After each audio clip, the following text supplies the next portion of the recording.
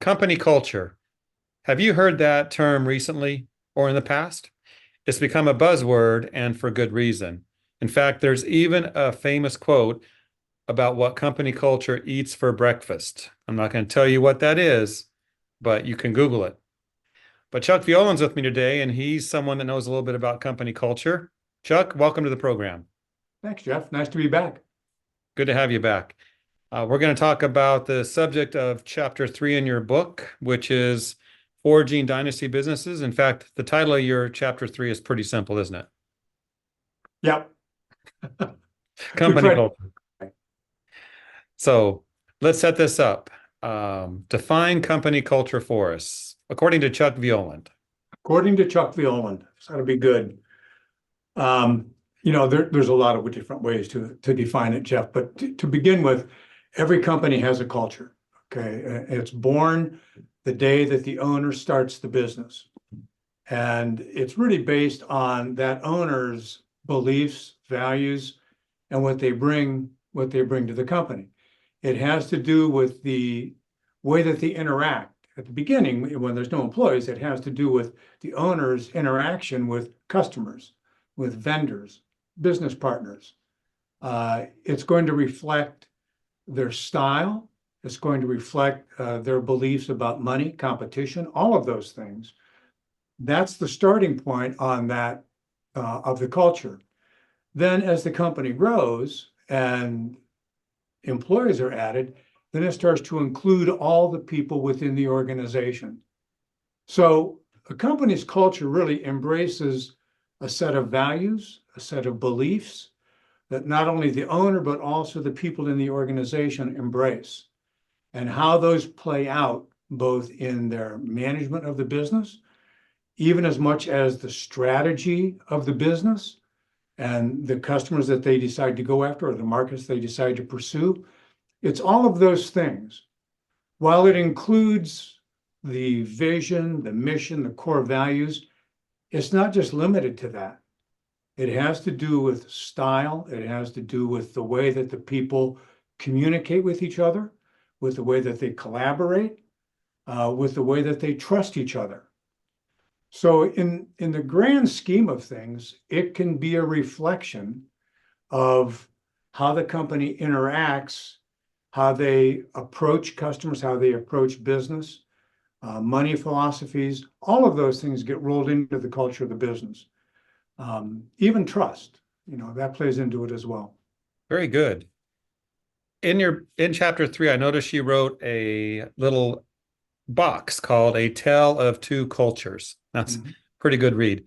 Can you dig into that and tell us what that teaches us? Yeah. Well, Jeff, in the book, with just about every chapter, maybe even every chapter, we tell a story about a client or a client company that illustrates the point we're trying to make in that particular chapter. Now, we don't use their names. We don't use the name of the company, so that's all protected. But nonetheless, we're talking about actual incidents because this is where we got our research. In this particular chapter, though, we didn't select just one particular instance with a client. This was a combination of different clients. And it really highlighted two radically different types of cultures.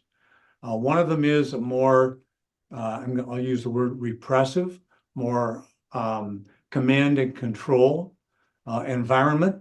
And in this particular one, it's based on an owner whose decisions really are ego-driven.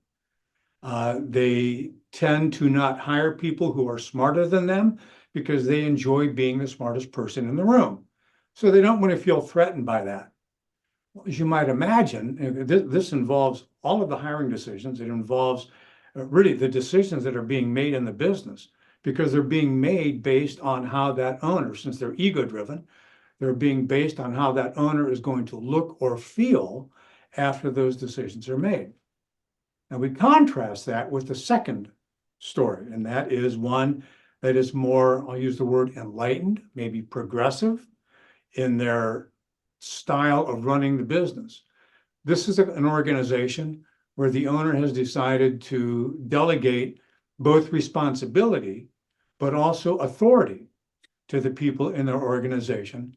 and then providing them with the tools to achieve the things that they have agreed that they want to achieve in the business. Now, in that second group, the second company, the way that they resolve issues, because problems are always going to come up, but there's an absence of blame. They don't blame somebody for the mistake or the problem, but rather they work to get to the root cause of the problem, and then they work together to resolve it. Now, Jeff, I'm going to tell you that over and over, what we've discovered in the last 36 years of working with clients is that those companies that, like the first one, that are more regressive or they're more ego-driven, they underperform. In other words, they deliver results, profitability among them, much less than they could. Whereas in those businesses that are more progressive and that look to rely on the people in their organization, attract good people that complement the skills of the owner, those are the ones who really flourish, and they perform much better than the other ones. I like what you said earlier about how some business owners are afraid to hire someone smarter than them. Oh, yeah. That's a crazy thought. Everyone I've hired is smarter than me. I don't know about you, Jeff. Oh, I can assure you that's exactly the case here, Jeff. Absolutely. All right. So we're on limited time, but I think those watching this might want to know what can they do in the short term to create the best company culture. What you described obviously takes a lot of time, but Yeah. what are some quick things they could do? Yeah. That's a tough one. And I hope that all of the viewers here aren't looking for cheap, necessarily quick fixes to things in a culture, because I'm not convinced that there are any, or even keeping a culture going. The one thing that is clear is that growing a culture requires hard work. I'm not a gimmick kind of guy. So my personal opinion is that beer parties on Friday afternoons or occasionally bringing in bagels in the morning, they're nice and they're fun. I'm not convinced though that they do a whole lot to build a healthy culture or to maintain a healthy culture. If you don't pay attention to the fundamentals of growing a culture and all you're doing are gimmicks, before long people get onto it and they view it with cynicism, which is never good. So my advice to either growing or maintaining a healthy culture, it's a simple formula. It's not easy, but it's a simple formula. And it involves asking, listening, acting, and then strapping in because it's a long run. So let's hit those individually, Jeff. Asking. What I mean here is ask your people what they're looking for. What would they think would make a healthier culture or a more engaging culture? Ask them about the things that concern them. Ask them about ideas that they have for improving things, even if it's their own job, the things that they're doing in the business. And don't just ask one question. Ask two questions. Go deeper, ask three questions. One of the things you might discover in asking the questions is what Krista Tippett, we were talking about podcasters before. Krista Tippett states when she says that answers rise to the quality of the questions that are asked. The better you get at asking questions, the better the answers are that you're going to get. The second one has to do with listening. And here I don't mean just listen so that you can respond to it. Listen to understand. If you need clarity in one of the answers that you got, ask again for clarity and listen to the answers that they give. It's critical that we do that. The third one is to act. And act means following through on the things that you learned in the conversation with your people. They're going to let you know the things that they think would improve the organization. So act on those things that you can and let them know about the ones that you can't act on. Nobody's asking you to execute on everything, every recommendation that they bring.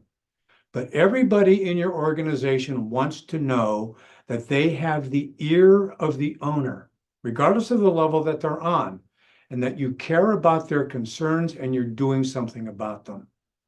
And then the last one is strapping in. It's a long ride, Jeff. Building a culture is not easy.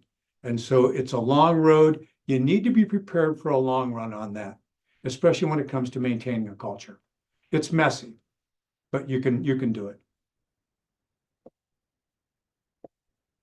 That listen to understand is interesting because I've seen quotes about that, because some say people just listen to respond. Like, Oh, yeah.